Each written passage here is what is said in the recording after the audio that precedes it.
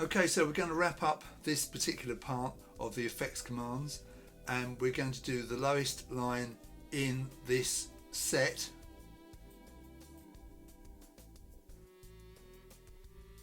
I've dedicated a video to this because there's quite a lot in this, and it's actually very useful and very interesting.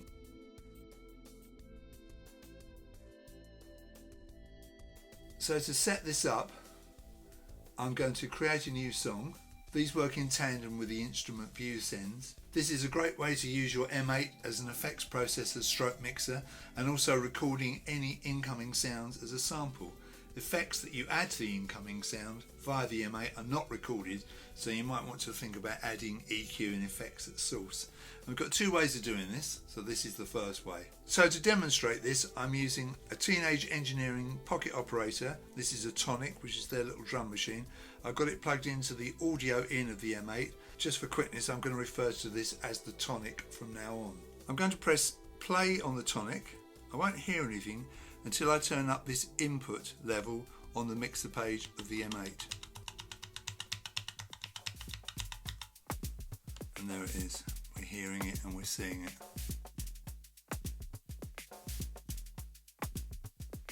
Press stop on the Tonic. Now I can add effects with these chorus, delay and reverb controls underneath. So let's add some reverb to this. Press play again. Let's bring this level up, the reverb. Zero that out, try the delay.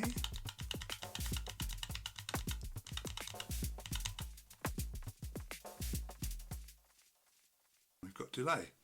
Zero that out. Right, what I'm going to do now is I'm going to zero out that input control. On the song page, I'm going to create a new chain, call it chain 10. And in chain 10, I'm going to make phrase 10, the usual thing. 4 instances of that.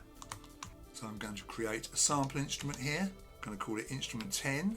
Let's go with my phrase 10, chain 10. I'm going to make this a sampler. Right, on the effects 1 slot, I'm going to create one of these volume controls. So we're going to make it mixer effects, and it's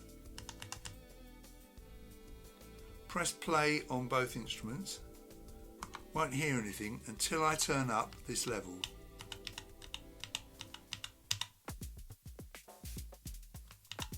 Now we can hear it.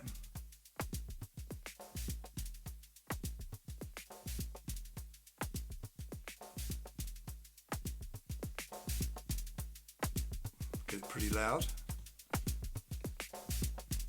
Now the point I want to make here is that this level I've set in the effects 1 is going to override anything that I've got set down here. So if I've got this really low, like say 40, okay, this high level in the phrase is going to override that.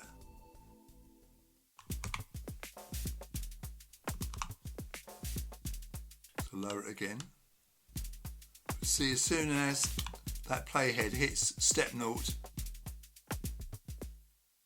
that volume of F2 is going to override it. We could put a reverb effects command here. Let's use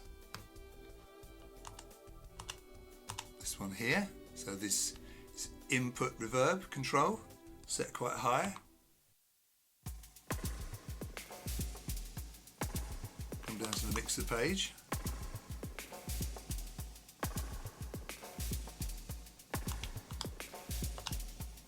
Now, it's quite low there.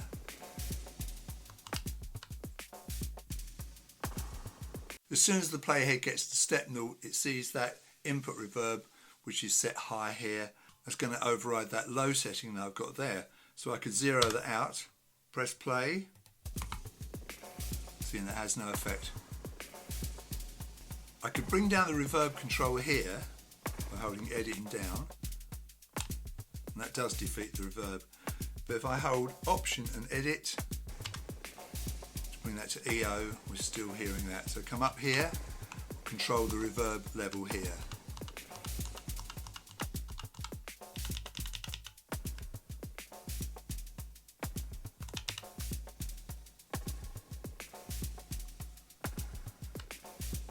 And we have controls for, if I just show you this, we've got the volume, we've got one for chorus which we could do, delay, reverb, and then this one, input 2, and down here we've got input 2 chorus, input 2 delay, input 2 reverb. Now these are for, and if I show you in the mixer page, now if I come to the right here, you can see these two dashes. If I hold edit and press right, now you can see I've got this dual mono input mode enabled, and this would mean that I could have a stereo signal coming in to the M8 split into two, and I could create different volumes for the left and the right here, the chorus and the delay and the reverb. You see, I'm not going to do that here. So if we look here, we've got input volume 2, that's what this means. It's for that other input channel, which I'm not going to use. We've got input chorus control, input delay control, input reverb control, and that works if you've got this second input enabled. Okay, so if I hold edit and left, now that's disabled, and we lose all those. There's nothing there in between that. Do that again. So input, come over, hold edit and right.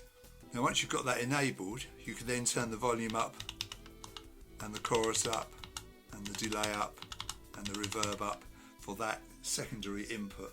So in dual mono input mode, that's what I've got now, okay, which is configured here in this mixer view. This sets the volume IV2, the chorus IC2, the delay ID2 and the reverb IR2 settings for the analog inputs second or right channel. I suppose you'd call this channel then the left channel, wouldn't you? So just so you know. So just come out of that. That's all disabled now.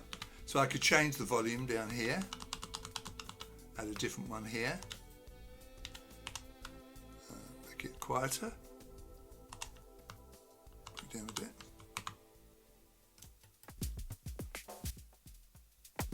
Too quiet. Here it's getting quieter as it hits that D2. Now if I go into the instrument page here, it wouldn't make any difference what I do over here. Let's show what I mean. On the chorus, I turn that flat out, or the delay, or the reverb. They're all flat out, they're not doing anything because I haven't sampled anything yet, you see? So we'll zero those out. If I go into the instrument page for the sampler, go into the record section by pressing edit. We've got a signal coming in.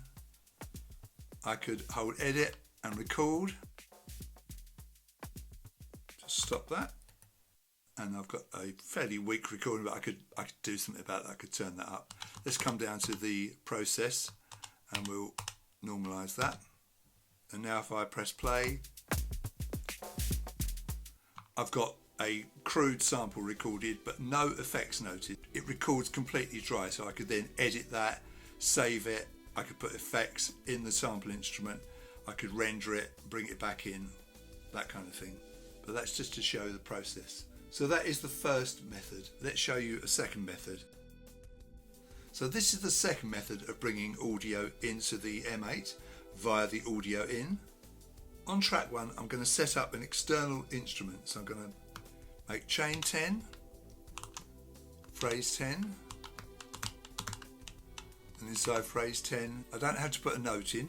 Over on the instrument, which I'm going to make instrument 10, I'm going to create a external instrument like that. Defaults to line in stereo. I'm going to set the drum machine going, the tonic, and the M8. And you hear a bit of level coming in there. Go to the mixer page. See it's coming in there. If I go to the instrument page,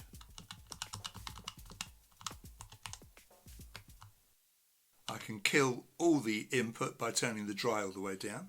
Let's turn that up again. Turn it up nice and loud so we can hear it. Press stop on both instruments.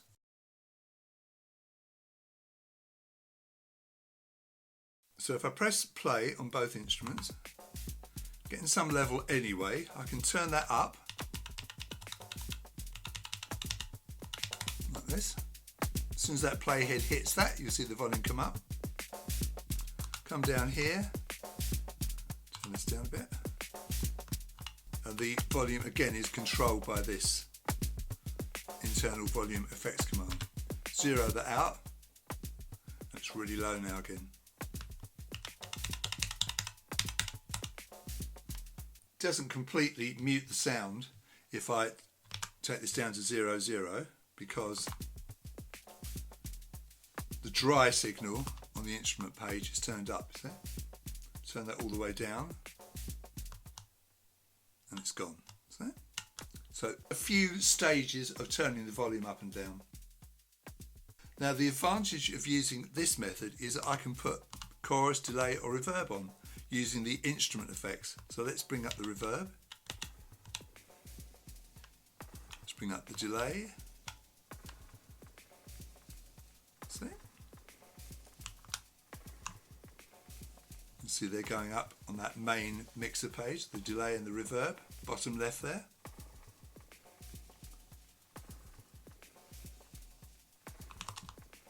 Just zero those out again. Press stop on both devices. So you could use other effects commands here. So I could put in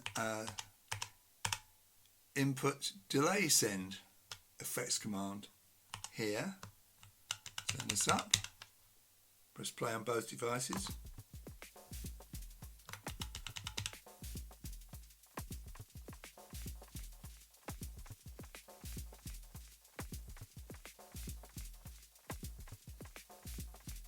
Now with this method, you want to use those commands that I used earlier. If I show you the ones I mean, it's these ones here. So if I use the delay time here, these work in tandem with the instrument sends. So if I get this going,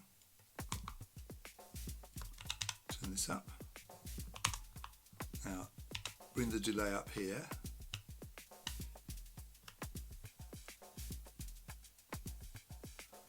That's working in tandem with this.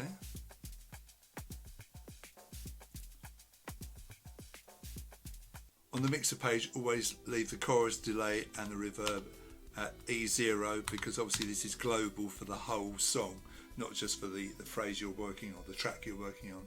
To record this, you would need to go to the song view, go to track 2, create chain 20, phrase 20 and create a sampler instrument, instrument 20, and again you could go into the record page and press play on the drum machine,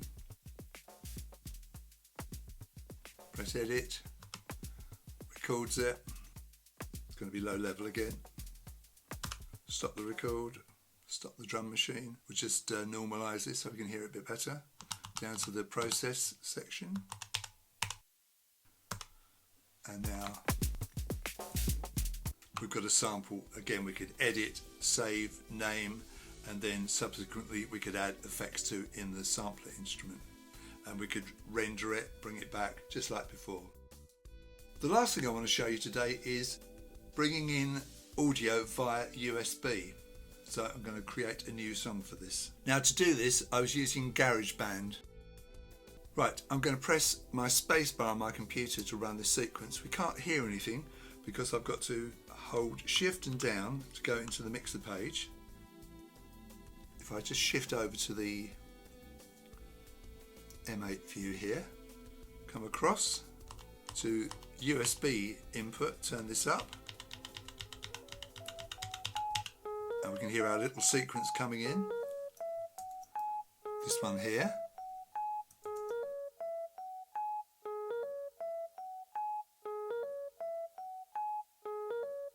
Just stop that before it drives us nuts. Now I'm going to set up the sampler instrument. Okay, Now I'm going to come to the mixer page. I'm going to zero that USB volume. I'm going to come up to the phrase view, and in the effects 1 slot I'm going to input this USB volume effects command. Now if I press play on the GarageBand sequence, we're not hearing anything because I've got to turn this USB volume up on the M8 and play the M8. Playing the M8 kind of opens the channel, you see. If I want to add effects to that, I can do it here. There's the reverb, delay, chorus, zero those out. Stop on the GarageBand. On the phrase page you could add different levels. Let's make this one pretty loud, and then we'll just come down in volume. Another one in here, bring it down, another one here, bring it down, another one here. So I've made a descending volume here. Set the GarageBand going again. Press play on the M8. And here that's getting quieter as that playhead is seeing those different USB effects commands all at different levels, getting quieter and quieter. Now if I come down to the mixer page and I turn up effects here, you'll hear I'm getting just the wet signal. See? Whereas if I play the M8,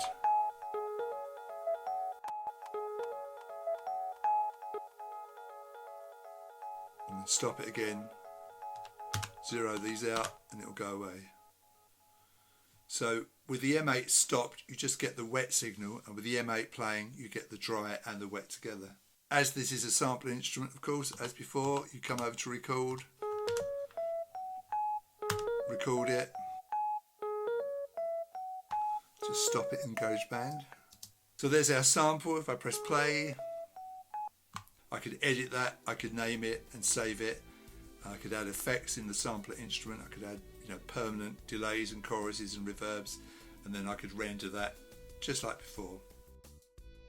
So that completes this second section of effects commands called mixer stroke effects commands. We've done two massive sections now. We've done the sequencer commands, we've done the mixer effects commands, and next up we've got the current instrument commands. Don't forget, most of these videos have got chapter markers, so you can go to the effects command you particularly want to learn and obviously get to know all these commands, get to know how to combine them. It's not just using them one at a time that really counts, but the way you combine them. So if you got some value out of today's video, please give it a like and consider subscribing to my channel.